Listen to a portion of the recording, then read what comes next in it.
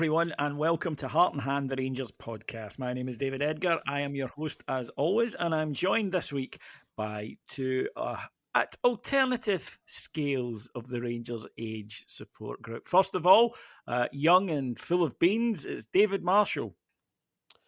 I certainly am relatively young. My beans are I was a bit half flattened. Yeah, I mean 50% is not bad. That's not bad. I'll take that at the moment. Take that might be the theme of this week's pod, actually. Yes. And joining us to give us the experience of his years, his wisdom, his sagacity, it is, of course, the wish or wonder, Alan Bradley. Hello, Alan. Hello there. If only I knew what sagacity meant, or even if I had some beans, David, but no, good to be on It sounds as here. though it would be related to beans, but it honestly isn't. Okay. But it's quite a pleasant for thing. some beans now, yeah. Well, there you go. Obviously with toast involved. Yeah. Yeah, absolutely. That's a fine dinner, that one. Is it brown sauce as well, David? It must be brown sauce. No other sauce when you've got baked beans. It was some game at the weekend, wasn't it? Well done, David. Let's your favourite bean recipes, lads. No, we will get to the game at the weekend. It's been that kind of start to the season. But Alan, one of the reasons we always like to have you on, but one of the reasons we got you on today was the sad news, the death of Ronnie McKinnon, Rangers Hall of Famer, and you were fortunate enough to see him in your very earliest days going to Ibrox. Tell us a wee bit about your memories of him. Yeah, well, I mean, I think I put in the chat as well, David, just a Rolls Royce of a player, and certainly as a centre half. The only thing I wanted to say was Andy McGowan comes on when the financials are out. If a Rangers legend passes, sadly, is it let's get old Alan on, Yeah. Well, tragically, I'm kind of at the age where I will start to lose my heroes soon, and already have in a few cases. But it's one thing, that as we get older, we do get the joy of having seen these amazing footballers, and in your case, getting to see him, a Hall of Fame player, and you look at what he did. There's the wonderful picture with Pelé, where he said Pelé was asking him to tell Billy Brown that he stopped kicking the Brazilian players. He did it all. I mean, he won everything. He played in a European final. He did it all. David, I mean, he was just so classy as a footballer. Obviously, my kind of first really getting into Rangers would be kind of maybe about 66-ish, that. Obviously, it was my dad's kind of team as well. The kind of end of the Struth one, and obviously the Scott Simon. So for me, I mean, my first game would be late 60s. Ronnie McKinnon played for Rangers in that one. But it was, if you think about it, he kind of came into the team, I think 61, 62, with a handful of games, maybe a league, maybe a couple of cup ones. But really from then, he was just an ever-present pretty much all the way through, both domestically, in Europe as well, and ultimately internationally as well, David. In terms of... But it was hard to get caps. Oh, aye. I mean, it was, and we're talking even some of the Scottish team, but some of the kind of international footballers that were on the go at the time. When he then established himself in the Scottish team, it was expensive. Billy McNeill as well, who was, like the Celtic captain, But I mean, Ronnie McKinnon, great. I mean, really good in the air. Strikers as well, obviously a lot of physicality in the game too, but he could handle it. But he was quick as well, Davey. He could play both comfy with both feet as well. Really good kind of passer of the ball as well, and just could read things. So, if you are looking at this kind of, what would we really want? Somebody that can anticipate, somebody that's comfy and so on, but could do if it gets kind of tasty, he can handle it. And really that was Ronnie McKinnon. So, I mean, all the way through my childhood with the likes of him, Willie Henderson, Willie Johnson, John Gregg, Sandy Jardine and so on, as I say, he was just a never-present. I mean, obviously, he won quite a few kind of trophies early on, played in the great treble team as well, kind of double. He played in the Kai Johansson one as well, where we won in extra time. I think he was actually captain, I think maybe in the Derek Johnson 1970 kind of League Cup one. But no, just an amazing player. Sad in terms of that injury as well, obviously in the second leg. And I think it was a double leg break as well and couldn't get back. Now, it's in a football point of view, David, absolutely class. I wasn't fortunate enough to meet him, but the people I've spoken to who knew about him went to various events. And again, another thing I think that's important, if you think of Ronnie McKinnon, the likes of the Dave Smiths, the Sandy Jardins, these guys that came through, and the kind of Simon side, that kind of whole Rangers, the way you carry yourself, Big Greg, on and off the park, he just typified that, and he just seemed to be just a kind of humble guy, but as you say, so well respected. Very much so, and he'll be sadly missed, and we send our regards to his family. Yeah. Okay then, Rangers modern day. We're up at Perth on Saturday after, let's not be coy about it, a really difficult 2 weeks following the Old Firm loss. A lot of speculation in those 2 weeks whether or not the manager would be here. He is. He's still there. And we just had to get on with it. We went up there on Saturday. I was fortunate enough to be in the away end, and the atmosphere was pretty decent considering everything that had gone on.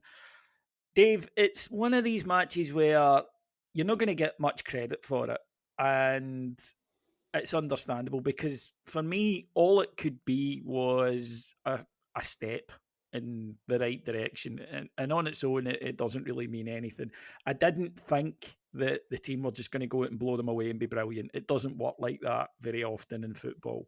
Generally, if a team is taking a battering in terms of the atmosphere in the club, its confidence, all of that, you've got to kind of baby steps, for want of a better word, to get back to, or not back to, in this case, it hasn't hit the heights yet that we're expecting it to do. So in a way, it was a bit of you'll get plenty of criticism if you don't win. You won't get a lot of praise if you do, but you still need to win. And in the end, it was a fairly routine job done victory. Yeah, well, I think, par was met over the course of the day. As you say, winning was the absolute minimum that we were expecting, and we did that. In terms of talking about Davy, was it a step forward or anything? I don't think you can read too much into it that way. I think you'd be really clutching at straws if you were to say that. You saw something from that game that has been different from, even the rest of the games this season or what we've seen in the 10 months under Michael Beale so far. It was, on the positive side of things, it was routine. It was fairly one way, apart from maybe a 10-15 minute period at the start of the second half where, we really failed to come out, and St Johnson were looking, it's hard to say they were looking threatening, but they were certainly getting more of the ball and making a couple of chances, but still looking back at, in the, when you've not got the pressure of being in that game moment, it was never really in doubt, if we're being honest about it. No, it wasn't. Is it fair to say that, we could have expected more from that game? I don't think it is that is unfair. Could that game have been more enjoyable? I think it could have been.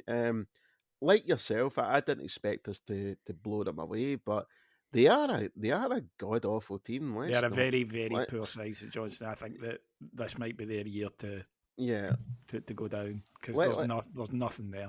No, let's not sugarcoat it. They're a poor team, yet fair enough. They got the result at Parkhead a couple of weeks ago. I have no idea how they managed that. No, that was having seen them now. That's an even worse result for Celtic. Because, they're a really poor side. Absolutely. As I said, it was 2-0, two good goals as well, which I'm sure we'll talk a bit more about. But in terms of what does this mean for going forward, I think we're in the exact same position we were before we kicked off at the weekend. That's what I mean. It couldn't make everything better, but it could have made it worse. Absolutely. Had we dropped points. So in some ways, it's kind of a you're damned if you do, if you're damned if you don't, but you have to win. And Alan, that really was. I don't know though, Davey, because I think we could have made that game more entertaining. But it doesn't. Played better, but how often do you see that? How often does a team who, as I say, aren't playing well, has been battered by the fans, come out and just suddenly look brilliant? Certainly not this team anyway. No, but it's human. They're human beings. Confidence levels are low. You're not playing at the full, the top of your game. Obviously, that's why the results have been the way they've been. Couple of sore losses in the last two games. It would be great if they all just went, right, we're going to come out. The romantic in me says, but it's just having watched football all these years, it doesn't happen. Teams come out and you've got to kind of, rebuild the confidence levels, get everybody up and flying. But yeah, you're right. I mean, if they'd come out and been 3 up inside half an hour playing really well, it would have been different. But even at that, I think the mood that people were in, I think it would have been a case of, you couldn't do that 2 weeks ago, could you? So I do think there was an element of that kind of just get the victory and get us down the road. And you're right, watching the game back, because I was frustrated at times during the match. But watching the game back, Rangers were in total control, bar that 10-minute spell. On that, Alan, a friend of mine said to me this morning that Rangers have got this thing from about 40 minutes in games where they just seem to, put the working clothes down and put the kettle on and wait for half time. And we don't come out of it till about 65 minutes. And I think that's a legit shout.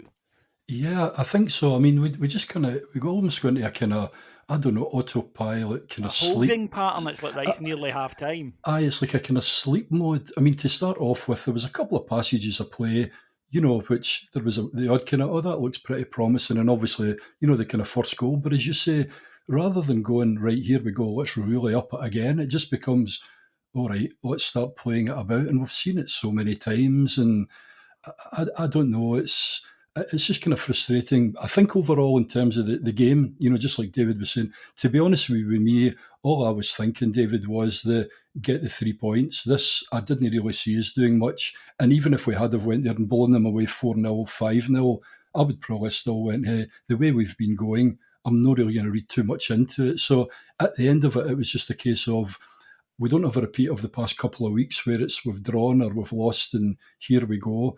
3 points, but no really great, no a lot of positivity, David, but it's, as you say, baby steps, really. Yeah. And I must admit, it's really frustrating. Certainly that's early part of the second half as well. And like Dave says as well, and they weren't even that good, but they had a couple of, and you're thinking, here we blink and go again. Because Rangers 1-0, you just always say, don't you? We need a second, which, Yeah, we've said it on here for years. It's the second goal in these matches that makes a difference. It really is. And a frustration of mine is when we get a goal after, say, 20 minutes, as we did at the weekend. Don't go for the kill. Get in there and go for it again. Go in, because even if you're worried about, they might break on us and score, you've still got 70 minutes to go and win the game, Yeah. So go balls out for the next 10, 15 minutes, because you can put the game away in that, and have a much easier second half.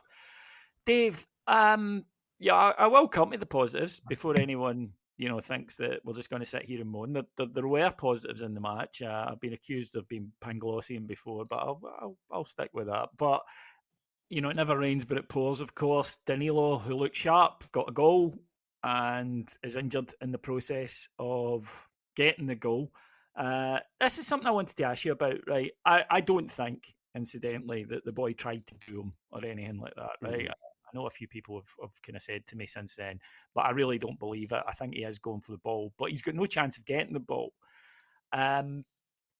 If you're late on the ground, you get booked. Why is more leeway given in the air when it's probably more dangerous? It's a bit like, that thing Harry Kane does where somebody's jumping and he goes over and leans into them. And I hate that, yeah. Are they the kind of things that we should be sort of clamping down on?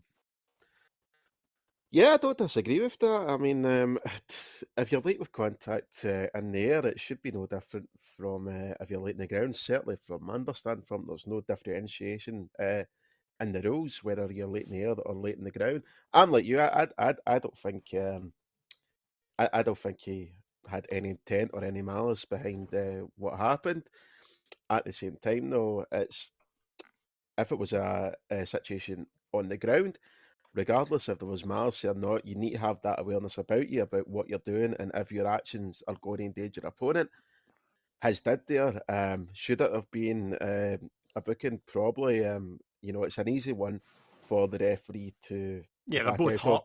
So, simply because they're both hot. But by the letter of the law, the referee probably should have taken more action. Yeah. Yeah, it's just that. Look, I'm not.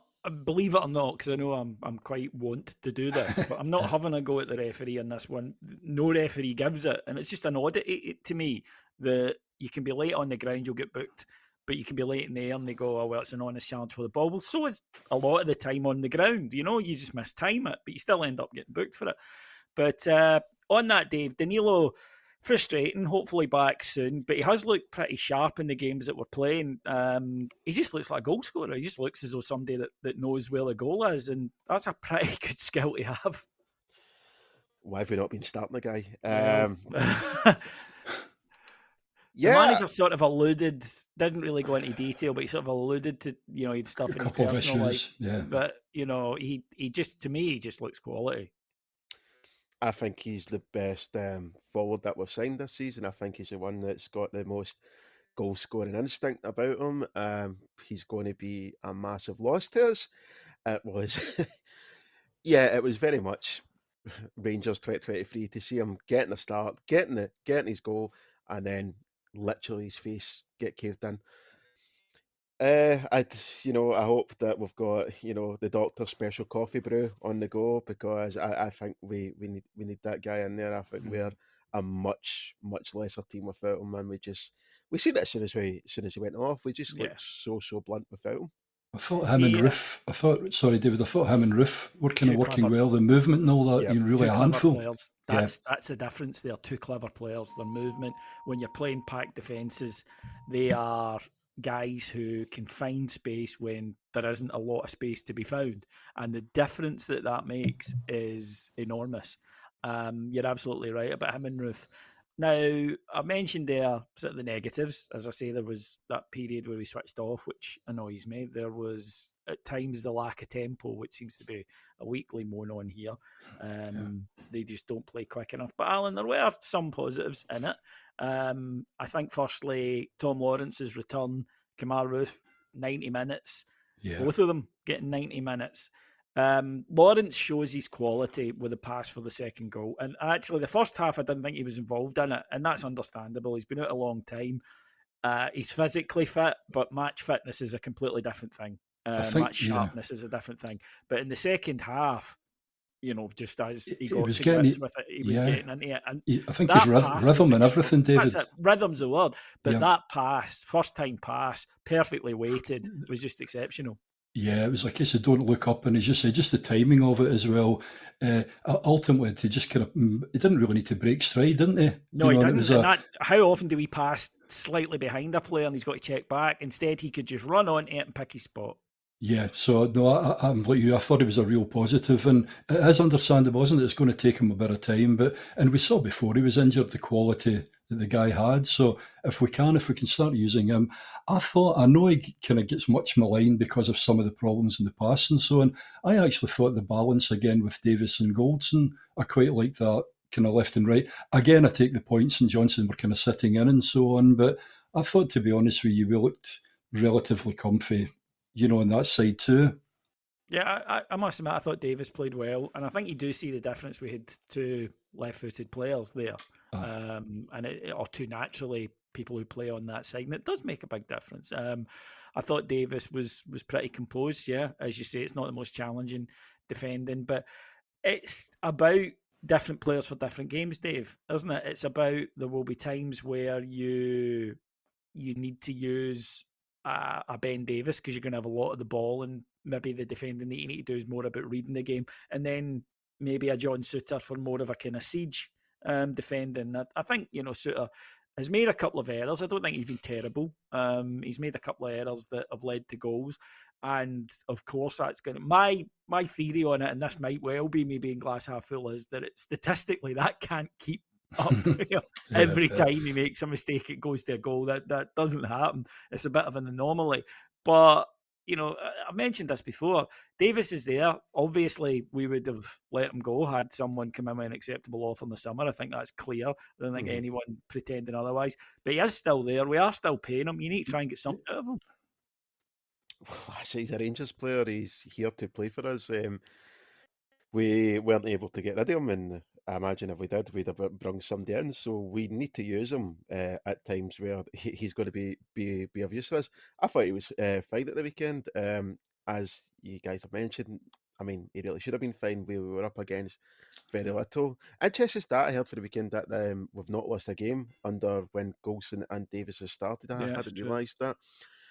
I think it's still the back line is still a problem. I don't think we can again read too much into it going by this game, but the guy's here. He's still a big signing from the previous year. He won't be on cheap wages, so he's not. No, it's something that we have to utilise. Yeah, and I do just like the balance. The other one that came into the defence, Alan, was Ridvan Yilmaz, and it wasn't great going forward. A couple of good balls, but defensively, what I thought was interesting is St Johnstone, understandably, but given his height, were going a lot with diagonals and trying to get the striker on him, and he didn't lose that battle. You know, he he coped competes well. well. He did. Yeah, he's one of these guys that I think because he's short, he's had to learn how to jump and time a jump, but he's also had to learn that I might not be able to win the ball, but I'll make sure he can't win it cleanly. And I don't think that, other than the fact that he's a little person, that he really is as weak in that area as teams might think. Because I can't remember, genuinely can't. I can remember a couple of mistakes from him, but I can't remember him being completely done in the air with, as I say, a launch diagonal to a big striker. Yeah, I mean, I might be wrong, but was it one of the Old Firm games or something last year, the Dead Rubber or whatever? But there's a few games near the end where he played. And again, as you said, I was actually quite surprised, David. He could actually, it wasn't a case of him just kind of bombing over there and brushing the wee guy away. I also thought he was actually pretty aggressive as well, which you need. And he's a different player, obviously, to Borna Barisic, but he's actually quite a nice footballer when he gets on the ball. I don't know if something happened kind of confidence-wise, or I don't know, kind of, something to do with fitness or whatever, but he's actually not a bad footballer. It's just a pity, obviously. He won't be playing. I'd imagine we'll go into the game, but Borna will be back because he's not in the European squad, eh? That was slightly the odd one. The manager's justification for it was, well, can only pick so many, and I can get cover in there because I've got Ben Davis and I've got John Leafico, who of course can come in the B list, as they call it.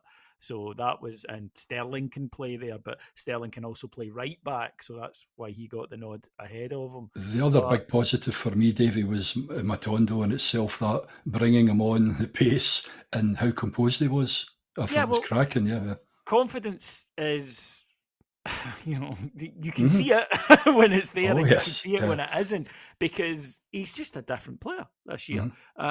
He's looking to get on the ball, turn and make things happen. If he doesn't get by the guy, he doesn't go all right and hide. He just goes again and tries again. And it's an interesting one because Dave, Sakala left, and he was a guy that obviously could get numbers. Don't think any of us felt he was the finished article or the real deal. But we did say, well, that's a few goals that have dropped out the side. Matondo can give you that, especially coming off a bench against tiring defenders, and especially if you've got guys like Lawrence, and hopefully sooner rather than later Cantwell, that can find them. Yeah, I was very impressed with Rabbit the weekend. When he came on, I think one of the first things he did was play a forward through ball to Lawrence driving into the box. I was like, we've seen very little of that in this game, and this guy's came on and done it with one of his first touches. There's a player there. I know there was some debate. I've seen it on Twitter and within ourselves as well about his role within this team. Is he just that impact sub, or can he put it together more to be a starter for us? I'm still not sure on that one, but I certainly think he's got a role to play in this team. He's, right now, he's one of the only players in the team that's getting you off your seat, getting you excited when you see his name, if he's coming on the park or starting. I think he's done incredibly well so far this season, get himself back in any sort of contention.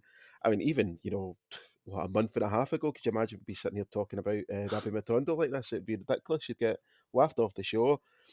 He's done super so far, and he is a guy that can get you numbers. He can chip in with goals. He'll get the assists as well. Don't know what his role's going to be when we're here sitting at the end of the season, but an impact sub isn't a bad option to have, by the way. It's really not. Listen, and it's not a team that's got numbers, seeping out of it at the moment. So let's take them when we can get them. I think it adds value too, Dave. As you say, with his pace, it means that the opposition, they're scared really to start going a bit too, if they're beginning to get control, they're always thinking, shit, this guy's a flying machine, we just need to make sure. And I think that helps Rangers as well. Whereas if we don't have any of this kind of real threat, it lets other teams be a bit more comfy and start, kind of squeezing up. So I'm like you, I'm not sure exactly how, but I've been really impressed by him. And I mean, it would be cracking, wouldn't it, if we could just get a season out of him, performing. We weren't expecting. No, yeah. Yeah. No, he has. He's really came back from, so far out of the picture back into it. I just don't like setting up with no pace or width. at all. Agree. Even if it is, one option, I think you need somebody that can go, right, I'm going to drive to the byline and they've got to try and stop me, even because then, they need to double up. Well, then the responsibility is on other people because there must be a space somewhere. If they're doubling up, somebody must be free. So it's then the responsibility goes on to the midfielders to find them, that free person, or the rest of the strikers to move and take advantage of it. And I think he does offer you. Bit of a controversial one, Dave, with Abdallah Sima setting up Kamar Ruth for another goal that doesn't count. It was obviously referred to VAR, the lines were drawn. It's difficult as a supporter because, we're looking at it and they're saying, well, the technology says this. So I suppose you have to trust it. Did look onside though. It looked onside to me. I watched the game on the telly at the weekend. I said at the time, that looks onside. I think we're going to get this one. The lines were drawn. I was still pretty sure it was onside, but it came up as offside. Yeah, it's frustrating, but I am of the opinion that if you're going to use this technology, which I think we should, then you have to trust it. You can't argue against it unless there's a proven track record of it being faulty or giving up false answers. I don't think we're at that point yet. I think I am not happy about it, but I'm willing to accept at this point. At the weekend, we were just very unlucky. Yeah, there was one in England actually yesterday as well. Very similar, yeah. Same, that's right. Yeah, and Arsenal, Martinelli's goal that kind of drew a similar one. And I must admit, at the game, I didn't have a clue how he could be offside. But as I say, I suppose we need to go with it, even though it's bloody frustrating. And poor Kamar Ruth. Yeah, the one thing I hate, Davey, is this. And I know, I agree we've got to go with it. And I made a flippant comment yesterday, I think, in the chat about we don't need VAR 2 now, don't we, to check VAR 1. But the frustration for me is years ago, all that you did, didn't you, was wait to see the linesman running back to the halfway line and you celebrated. And now, even when Rangers score now, I'm like, hold on just now. It's just changed that whole instant, yeah, beauty, it's a goal to... Oh, is the referee touching his ear? What's going on? Yeah, it's not going to go back. And it was better when we had square goalposts and all. It was and jumpers as well. It was actually better when we had square goalposts. Remember the big deep nets, Alan? Oh, that's right. Went about a frigging mile back. They were amazing. And why is there no flags at the halfway line anymore? That's what I want to know. Why is there no flags at the halfway line anymore? And why don't they put dubbing in the ball as well? And why don't you see white dog shit anymore? I actually know that. I can answer that age-old mystery. Do you want to know why that is? Something about one of the additives in the dog food or something? No, it's bones. Dogs don't eat bones anymore, traditionally, and it was bones that cause it. But that's why. So if you go, if you want to see white dog shit, folks, go to your local butcher, get a bone, and give it to your dog, and in a couple of days you will be getting white dog shit. Don't say this program doesn't educate. I was going to say every day is a school day, and how highbrow are we? It's beans, and it's dog shit, isn't it? We are Lord Reith. That's the name of this week's show. Beans and dog shit. Yeah, we are like Lord Reith. We're here to educate as well as entertain. So it'd be nice, if we get a wee bit more entertainment moving forward out the game. One question I've got, as I say, there was quite a few positives. I thought Raskin was better as well. Thought Lundstrom was decent in the middle of the park. I thought Seamab was coming on to a game that, he's still touch can be erratic, but he you can see he could be a danger. Lammers is a worry. I'm not writing a guy off this early into the season, Dave, but not really through a fault of his own, but I think he's had a detrimental effect to the team because we've been trying to fit him in there at the expense of Todd Cantwell at certain games this season. His touch at the weekend was absolutely abysmal. He was just not at the races at all. And it is a worry because when you look at the guy's career and you look at, again, let's go back to our favourite phase on this show, the numbers, he just does not have them throughout his time. He's coming here, it's looking at the moment, I don't want to write him off either because he has had some decent games, particularly in the pre-season games. He looked like one of the only bright sparks, but getting into the real games at the moment, Alan, I don't think it's unfair for us to be sitting here a little worried.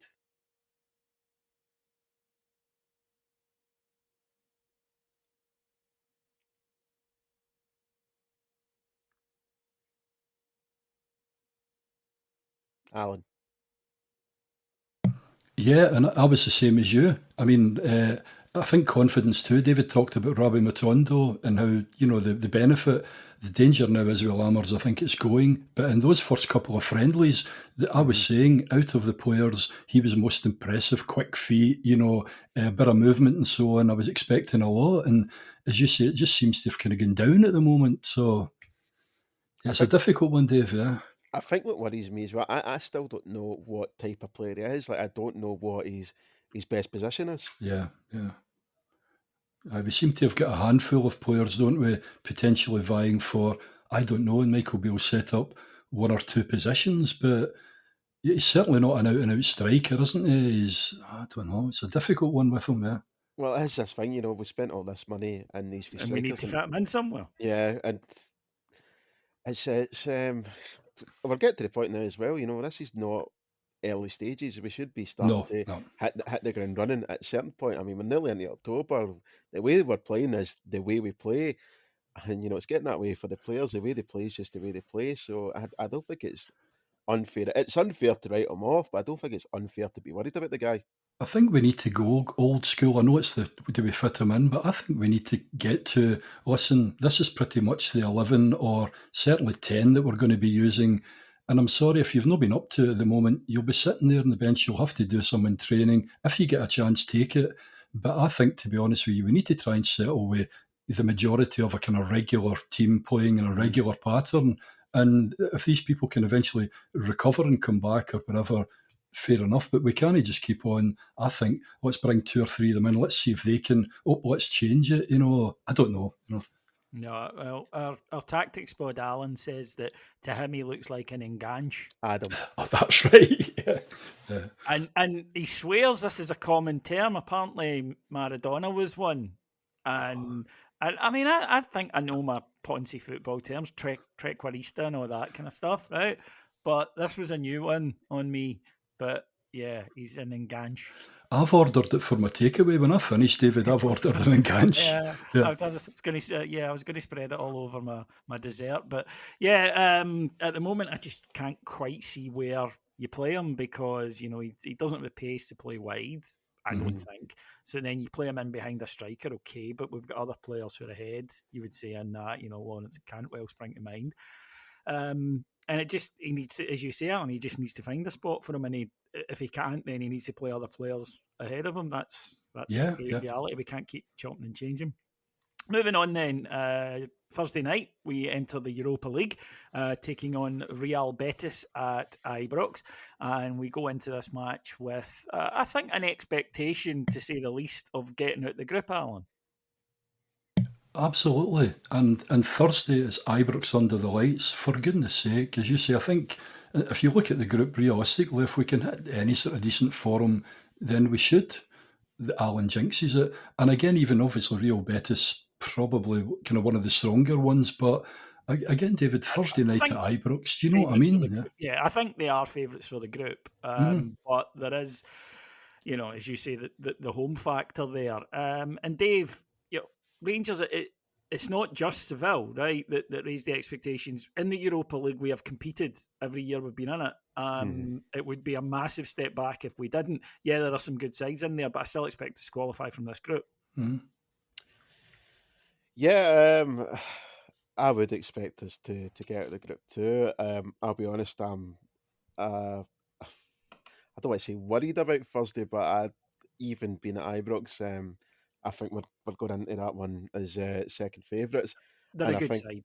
They're a good side, and our record in Europe over the past 12 months, I don't think we've got much optimism to be expecting or to be optimistic. I think getting the first goal on Thursday is going to be crucial because we've seen what this team does. If they go behind in Europe, the heads go down and it can turn into a nightmare. Yeah. It shouldn't be that. I mean, listen, it's perfectly fine if we go against this team. Both teams play their best and we come up short. That's fine because I just say they are a good team.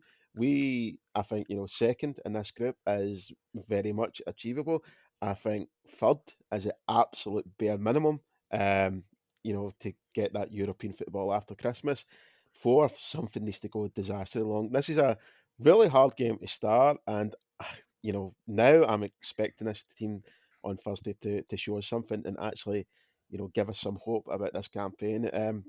It's all on them on Thursday. Yeah, I think you need to tap in. The crowd will be up for it. I think you need to tap into that. You've got to compete. They will be technically very good, on the ball. We know that. So you can't give the ball away easy. The golden rule in Europe, no matter what generation it is, if you give the ball away to high technical level teams, you don't get it back. It usually comes back as a shot from them. Exactly, that's the thing. If you are careless in possession, which we were against PSV, and you can't get out, and these sides will just smother you because they're very good at that. They're very good at switching the ball, and you've got to keep them honest at the other end. You have to carry a threat. You really can't, because if you let them just get really comfortable and they think, well, we can push right up on them, then you're right up against it. But I'm looking forward to it. Big European night under the lights at Ibrox. Right then, folks, that will do us for this week here on Heart and Hand. Cammy will be back on Thursday, later in the week on Friday, actually, this week, because clearly we're playing on Thursday. We'll look back on Betis and look ahead to the fixture at the weekend. We are down to our last few tickets, thankfully, for New Edmiston House. If you want to come along, please get your ticket now. Go to the Edmiston House website and you'll see us there. You can purchase your tickets to come and see us on December the 1st. That will pretty much do me. I'd just like to thank our executive producers in London, Mike Lee and Paul Miles, and my two compadres today. First of all, David Marshall. Pleasure as always, mate. I'm away to get some beans. And Alan Bradley. Thanks, David. I'm just going to get my enganche now, yeah? Yes, enganche, beans and dug shite. Never let it be said that you don't get all points of the compass on Heart and Hand. Thanks for listening, folks. We'll talk to you again soon. Take care, everybody. Bye-bye.